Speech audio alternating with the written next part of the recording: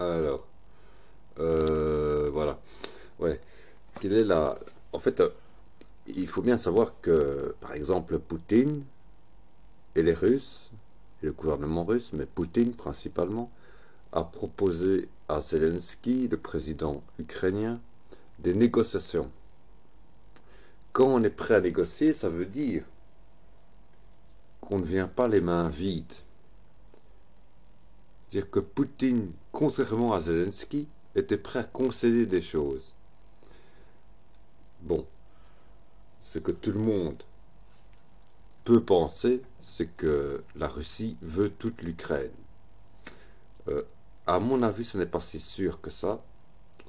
Euh, et c'est ça que était prêt à concéder en fait Poutine, c'est qu'il ne veut pas toute l'Ukraine, mais seulement la partie frontalière à la Russie et à la mer Noire, c'est-à-dire la Crimée et ce qui entoure la Crimée. Donc la zone frontalière à l'est avec la Russie. Euh,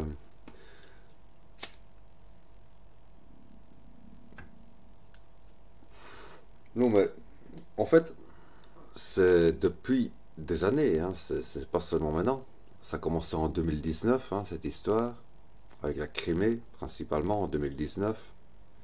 Euh, mais des années déjà avant, la Russie tentait de négocier avec l'Ukraine pour que l'Ukraine n'entre pas dans l'Union européenne, hein, tout simplement, et encore moins dans l'OTAN, ce qui était la position qui a fait sauter les plombs à Poutine. Enfin, il n'a pas sauté les plombs, Poutine, mais bon, il est très logique. Un ministre français a cru intelligent de rappeler à Poutine: ah, faites attention parce que l'OTAN est une alliance nucléaire.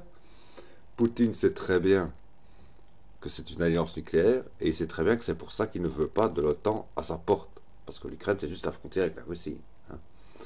Lorsqu'il a été question de mettre des missiles antimissiles en Tchéquie, la Tchéquie, bien que éloignée de la Russie, donc n'étant pas menacée, ne pouvant pas être menacée directement par la Russie, a néanmoins accepté de mener des pourparlers avec la dite Russie, et donc la Russie s'est entendue avec la Tchéquie pour que les missiles antimissiles de l'OTAN ne soient pas installés en Tchéquie. Ça s'est très bien passé. Là, pour une raison qu'on ignore, sans doute, à Zelensky, encore une fois, hein, ça n'a pas fonctionné. En fait, qu'est-ce qui s'est passé lors des négociations avec l'Ukraine? C'est que lorsque l'Ukraine a voulu entrer dans l'Union européenne, Poutine a dit, écoute, à Zelensky, écoute, et aux autres, aux précédents aussi, mais à Zelensky principalement, il a dit, écoute, la carotte que t'agite l'Union européenne devant ton nez n'est qu'un hologramme. Ce n'est qu'un hologramme. Et Zelensky s'est entêté en disant, et l'OTAN aussi, ce n'est qu'un hologramme, parce que la puissance nucléaire de la Russie est supérieure à la puissance nucléaire de l'ensemble de l'OTAN. Soyons clairs. Non seulement en tête nucléaire, mais également en missiles capables d'envoyer les dites têtes nucléaires. Ce qui n'est pas exactement pareil pour l'OTAN, qui possède, certes, grâce aux États-Unis, beaucoup de têtes nucléaires, mais peu de fusées capables de réellement être efficaces pour porter ces têtes nucléaires. Et puis tant bien même que tout l'OTAN attaquerait la Russie en gaspillant bêtement toutes ces têtes nucléaires, ça ne détruirait pas la totalité de la Russie, ni même la moitié de la Russie. Ça détruirait un quart de la Russie. Tandis que la Russie, elle a les moyens de détruire toute l'Europe ou tous les États-Unis, l'un ou l'autre. Alors bon, c'est autre chose. C'est un autre rapport de force. On le voit tout de suite, hein. La Russie est tellement grande que... Bon. Mais enfin, bon. Donc Poutine a dit à Zelensky, écoute, ce que l'OTAN et l'Union européenne t'agitent sous le nez, c'est pas une vraie carotte, c'est un hologramme de carotte. Zelensky, malgré tout, voulant y croire absolument, parce que entre bourgeois on s'entend bien, donc le bourgeois de l'Est qui allait rejoindre les bourgeois de l'Ouest, c'est super génial. Et donc il s'est entêté et il a dit, Oui, c'est peut-être un hologramme, mais si c'est un hologramme, c'est l'hologramme d'une vraie carotte qui existe vraiment et que je vais manger vraiment avec les Européens. Ce à quoi Poutine a répondu, écoute, ça, cet hologramme, ce n'est qu'une image de synthèse. Ce n'est que l'hologramme d'une image de synthèse. Zelensky n'a pas voulu le croire et maintenant il est bien obligé maintenant il se met à l'évidence que oui, ce n'était qu'un hologramme. L'Union européenne n'est pas capable de se défendre elle-même parce qu'il n'y a pas de force européenne. Chaque pays tenant sa... Et c'est logique, et c'est heureusement d'ailleurs, chaque pays tenant sa souveraineté nationale, il n'y a pas de force européenne commune, et donc il n'y a jamais eu vraiment d'entraînement commun entre tous les États membres de l'Union européenne, contrairement à la Russie, où il y a des entraînements. Bon, voilà. Et donc, clairement,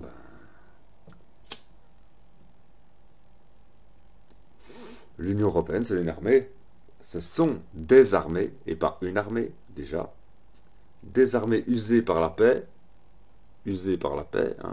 bon, moi je m'en réjouis, tant mieux, heureusement, heureusement. Mais d'un autre côté, du coup, on n'est pas préparé à la guerre, à la vraie guerre. Voilà. Et donc, voilà.